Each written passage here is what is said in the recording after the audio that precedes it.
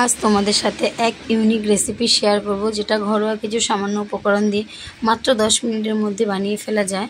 আর খেতে কিন্তু দুর্দান্ত লাগে। এই খাবারটা আমরা প্রায় সকলেই খেয়ে থাকি। যেমন মাছের ডিম তো আমরা সবাই খাই, কাতলা মাছ, রুই মাছের ডিম। তো সেই ডিমের আমরা বড়া করে ঝোল করি, বড়া ভাজা খাই। তো আজকে আমি একদম ইউনিক পদ্ধতিতে মাছের ডিমের ভাপার রেসিপি তোমাদের সাথে শেয়ার করবো বন্ধুরা। তো চলো, সেটা দেখতে হলে আমার সাথে থাকতে হবে, পাশে থাকতে হবে। তো চলো ভিডিওটা শুরু করো বন্ধুরা। গুড মর্নিং বন্ধুরা, welcome back to my channel. কেমন আছো তোমরা সবাই? আমি কিন্তু খুব ভালো আছি। তোমাদের সবাইকে আমার ছোট্ট পরিবারে অনেক স্বাগত জানাই। তোমরা সবাই যে যেখান থেকে আমার ভিডিওটা দেখছো, আশা করি অনেক ভালো আছো এবং সুস্থ আছো। আর ঠাকুরের কাছে প্রার্থনা করি সবাইকে ঠাকুর ভালো রাখো, সুস্থ রাখো। আর তোমরা এইভাবে আমার পাশে থেকে আমার ভিডিওগুলো দেখো, আমাকে সাপোর্ট করো, আমার মনের জোর আরও দ্বিগুণ করে দাও বন্ধুরা বাড়িয়ে। কারণ তোমাদের এক একটা বন্ধুদের কমেন্ট এত সুন্দর পড়ে মনের ভেতর থেকে এত সুন্দর আলাদা অনুভূতি পেয়ে থাকি, মানে কি বলবো। তো আজকের ভিডিওতে গতকালকে যে ভিডিওটা দিয়েছিলাম, তো সেই ভিডিওতে অনেক বন্ধুরা আমাকে কমেন্ট করছে যে তুমি অনেক ভাগ্য করে স্বামী পেয়েছো, ভালো। সত্যি এরকম মানুষ হয় না। তো এরকম মানুষ, পাশে থাকার মানুষ এরকমই হওয়া দরকার। হ্যাঁ বন্ধুরা, সত্যি আমি মনে করি আমি অনেক ভাগ্য করেই কিন্তু এরকম স্বামী পেয়েছিলাম, যার জন্য আজকে দেখো আমার সুখে দুঃখে হাসি কান্না সমস্তটাই সে এমনভাবে জড়িয়ে আছে। কথায় বলে না, স্বামীর স্ত্রী হচ্ছে অর্ধাঙ্গিনী। হ্যাঁ, অর্ধাঙ্গিনী। তো সম্পূর্ণরূপে আমি সম্পূর্ণ তার অর্ধাঙ্গিনী হিসেবে। কারণ আমি মনে করি যে তার যোগ্য বউ হয়ে উঠতে পেরেছি কিনা জানি না, কিন্তু সে যে আমার যোগ্য স্বামী হয়ে উঠেছে, এটা সে কিন্তু প্রতি পদে আমাকে মানে মুহূর্তে মুহূর্তে প্রমাণ দিয়ে দিচ্ছে। তো আর বড়দের প্রণাম, ছোটোদের বুক ভরা ভালোবাসা দিয়ে কিন্তু ভিডিওটা স্টার্ট করলাম। আর তোমরা প্লিজ বন্ধুরা ভিডিওটাকে স্কিপ করো না, পুরো ভিডিওটা দেখার অনুরোধ রইল বন্ধুরা তোমাদেরকে। কারণ তোমরা জানো আমি হাজারো ব্যস্ততা কষ্টের মধ্যেও ভিডিও করে থাকি। আর সমস্ত কষ্ট ব্যস্ততার মাঝখানেও কিন্তু আমি সকল বন্ধুদের ভিডিও ফুল ওয়াচ করে তাদের পাশে থেকে যাই। কারণ হয়তো এখন আর বড় কমেন্ট করে উঠতে পারি না কাউকে, তো যথাসাধ্য চেষ্টা করি। কিন্তু ওই যে ভিডিও অন করে কিন্তু কাজ আমি করি, কখনও কারো ভিডিও আমি একটুকু বাদ দিই না। সে 5 মিনিটের ভিডিও, 10 মিনিটের হোক, 20 মিনিটের হোক, যে মিনিটেরই হোক, আমি সমস্তটা সম্পূর্ণভাবে দেখার চেষ্টা করি। তো ঘরের সমস্ত কাজবাজ করে ফুল টুল তুলেছি। আর রান্না তোমাদের ভাতটা বসিয়েছি, আমি আলু কেটে দিয়েছি, ও ভেজে দিয়েছে। আর এদিকে বাদবাকি কাজগুলো আমি করে নিয়েছি, ঠাকুরের বাসন মাজা। কারণ এসে না আর পেরে উঠি না, কারণ একবারে সব কাজগুলো করে বেরোতে হয়, তো খুব কষ্ট হয়ে যায়। তার জন্য আর কিছু একটুকুনি পেরেছি, সমস্তটা সকালে করে রাখার চেষ্টা করেছি। তারপর ঠাকুরের বাসনগুলো মেজে, খাবার জল টল ভরে, তারপর চা করলো তোমার দাদাভাই, খেয়ে কাজে গেলাম। গিয়েই তো সেখানে চা করলাম। দেখো, ঘরে করিনি তো কী আছে, যেখানে কর্মস্থলে যাই সেখানে গিয়ে তোমাকে চা করতে হলো। তারপর চা করলাম। কত রকম রান্না, সবটা তো তোমাদের সাথে শেয়ার করা হয় না। তো মোচা করেছি, তারপর পুঁই শাক পুঁই শাক করেছি, মোচা করেছি। তারপর তোমার ডাল করেছি, মটর ডাল। আর হচ্ছে তোমার বোয়াল মাছের ঝাল করেছি, আর রুটি করেছি। আজকে এই বিকেলবেলা গেছিলাম, বিকেলে রুটি আর পনিরের তরকারি করে দিয়ে এসেছি। তো এই রান্না ডাক্তার কাকুর বাড়িতে করা হয়েছে। আর এটা হচ্ছে আমি যে ফ্ল্যাটে কাকিমা থাকে তার বাড়িতে আজকে কি রান্না করা হয়েছে জানো? কাকিমা ছিল না, দিদি বলল যে তুমি আলু পটলের তরকারি করো, মাছের ডিমের ভাপা করো, আর মাছের তেল করো। এবার মাছের ডিমের ভাপা তো আমি কোনোদিনও করি না, এমনি কেমন করে করবো দিদি? যেমন করে আমরা ইলিশ মাছ কিংবা পটল পোস্ত এইসব খাই, সেরকমভাবে করবো। বললো করো না। তো আমি নিজের বুদ্ধি খাটে একটুখানি নিজের বুদ্ধিটাকে কাজে লাগালাম, লাগিয়ে একদম ইউনিক পদ্ধতিতে একদম 10 মিনিট টাইমের মধ্যে হয়ে গেল। কিন্তু হ্যাঁ, 10 মিনিট মানে বড়াটা ভাজা নিয়ে 10 মিনিট ধরলে হবে না বন্ধুরা, কারণ বড়াটা ভাজতেও তো সময় লাগে অতগুলো বড়া। কিন্তু তরকারিটা মাত্র 10 মিনিটে হয়ে যায়। সেটা কিভাবে, চলো তোমরা দেখো, আমার সাথে থাকো, দেখতে থাকো। এখানে প্রথমে আমি বেসন দিয়ে ডিমটাকে ভালো করে পেঁয়াজ লঙ্কা কুচিয়ে, নুন একটু মিষ্টি হলুদ দিয়ে ভালো করে মাছের ডিমটাকে ব্যাটারটাকে বানিয়ে নিয়েছি। দিয়ে এবার চামচে করে দিয়ে বড়া শেপে বড়া ভেজে নিয়েছি।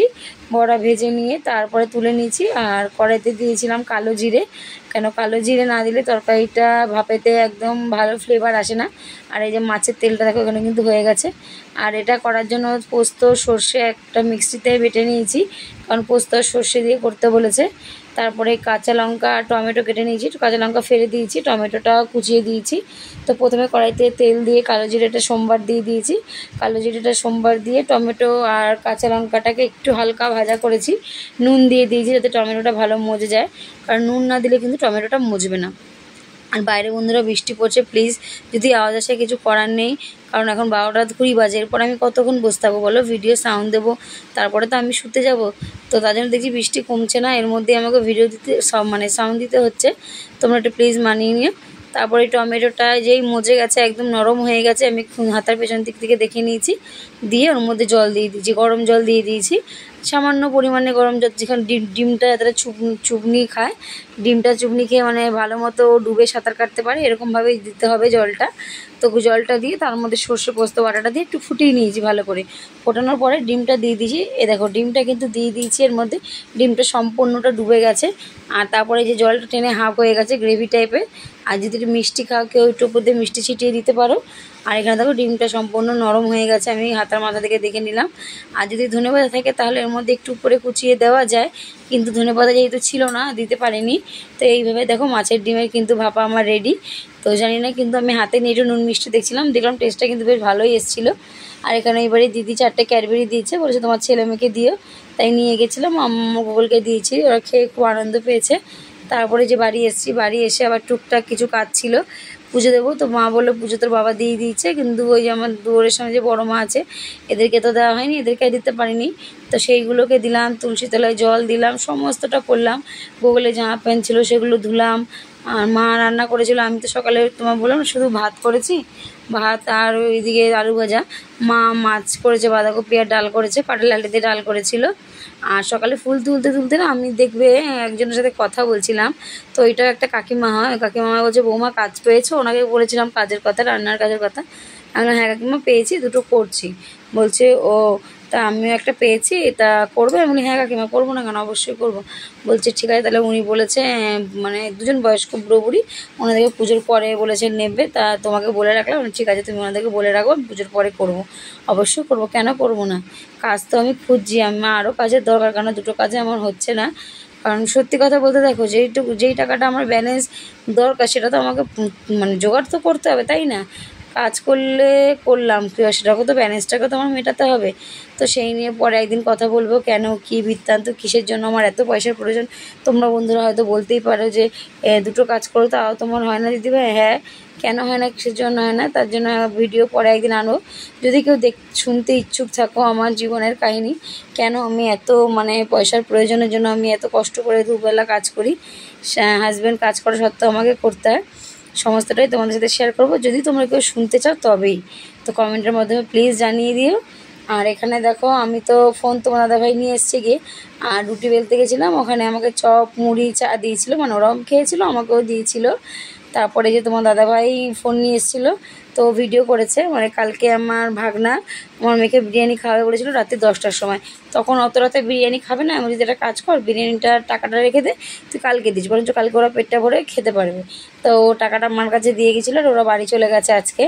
তো সেই টাকা দিয়ে তোমার দাদাভাই ওদেরকে বিরিয়ানি এনে দিয়েছে।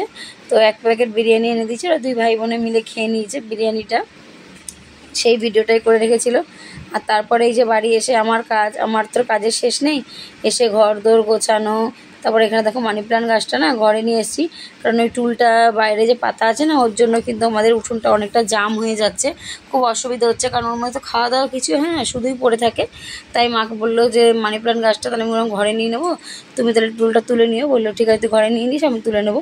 তারপরে যে বই খাতা টেবিল সমস্তটা গোছানো, বিছানা গোছানো। বিছানা তো জানো একদিন না থাকলে, ওরা সবাই ছিল বিছানার মধ্যেই সমস্ত কিছু, চাদরটাও সরে গেছে, তো সমস্তটা নামিয়ে আবার টান টান করে তোষক জাজিম সমস্তটা ঠিক করে বিছানার চাদরটা পেতে পরিষ্কার করে একদম বিছানা করে নিয়েছি।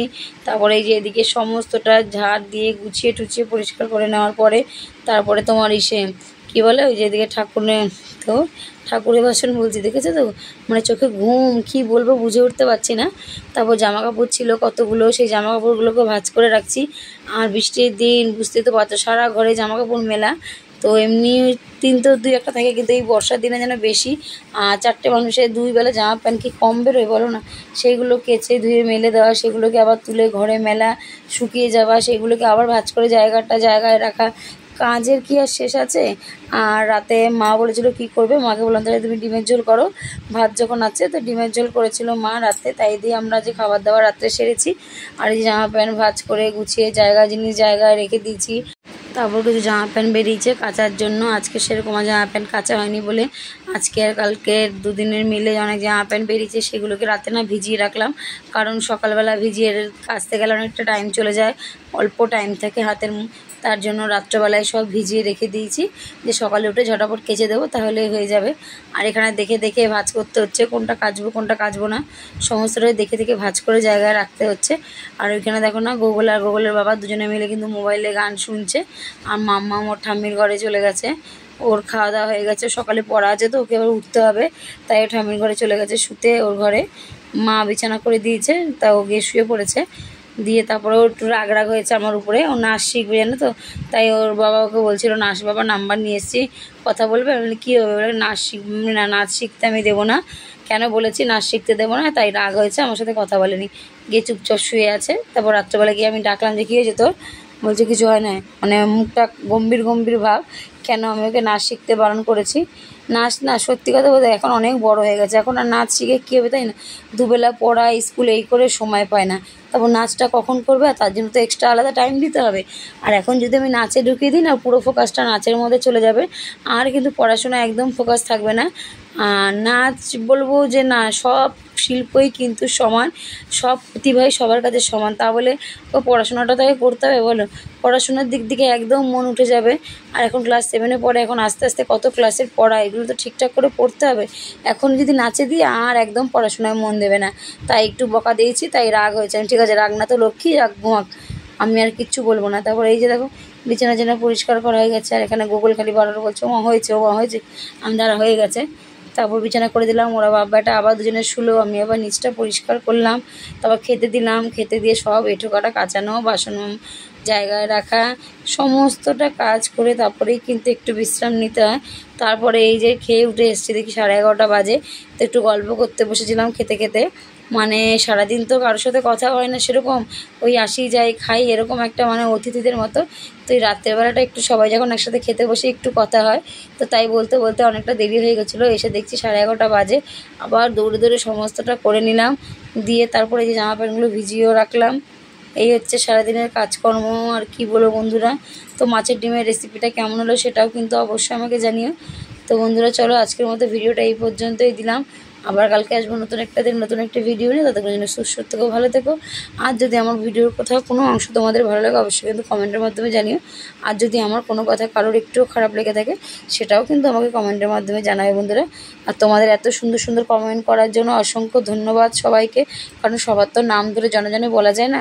আর প্লিজ বন্ধুরা তোমাদের সবাইকে বলছি, যারা এরকম নাম্বার দিয়ে লাইক, যে এত নম্বর লাইক দিয়ে তোমাকে আমি ভিডিওর পাশে থাকলাম এই থাকলাম, এরকম বন্ধুরা করো না। এতে করলে তোমার চ্যানেলেরও ক্ষতি হয়, আমারও ক্ষতি হয়।